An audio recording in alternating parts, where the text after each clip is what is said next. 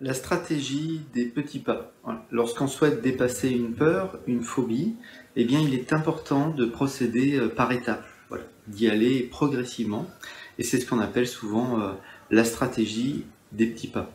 Avant de développer, j'aimerais qu'on fasse un distinguo très important. C'est qu'il y a une différence déjà entre une peur et une phobie. Voilà, la différence, c'est que lorsqu'on a une peur, eh bien, on a peur de quelque chose, mais on peut encore le faire. Voilà. La phobie, c'est vraiment dans le cadre où on est dans l'évitement, c'est-à-dire vraiment le simple fait de penser à telle chose, telle situation, ça me met mal à l'aise. Voilà, j'ai des sueurs froides, je suis mal à l'aise. Là, on est vraiment dans le cadre de la phobie. Donc, il y a une différence entre la peur et la phobie.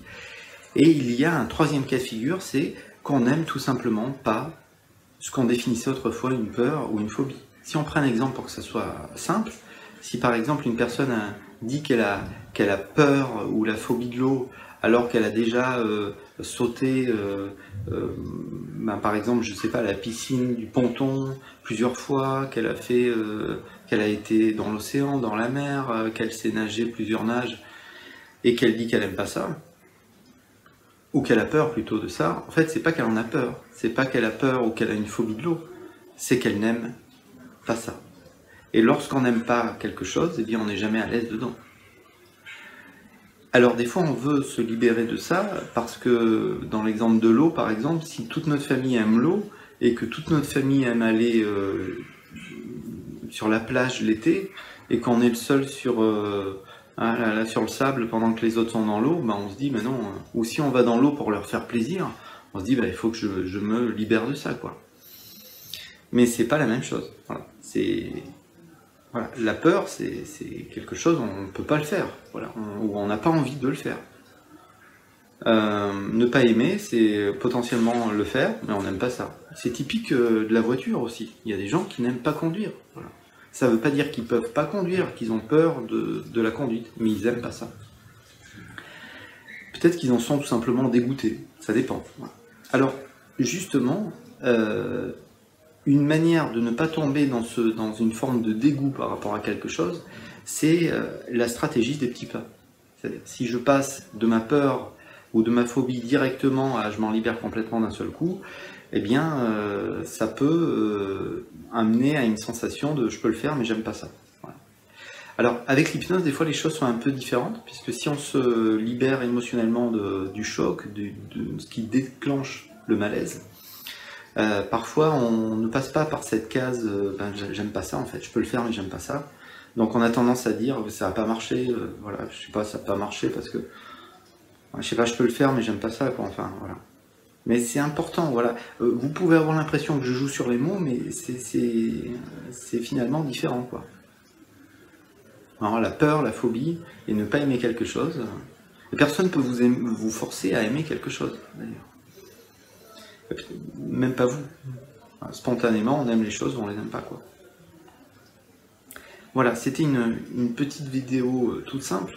On pourrait dire une mise au point, mais peut-être elle est importante de se ranger dans la bonne case, quoi, pour éventuellement gagner du temps. Parce que je ne vais pas travailler en thérapie de trop longtemps s'il y a quelque chose que j'aime pas et que je vois que la situation ne se débloque pas. Voilà. Personne peut encore une fois, personne ne peut vous forcer à aimer quelque chose.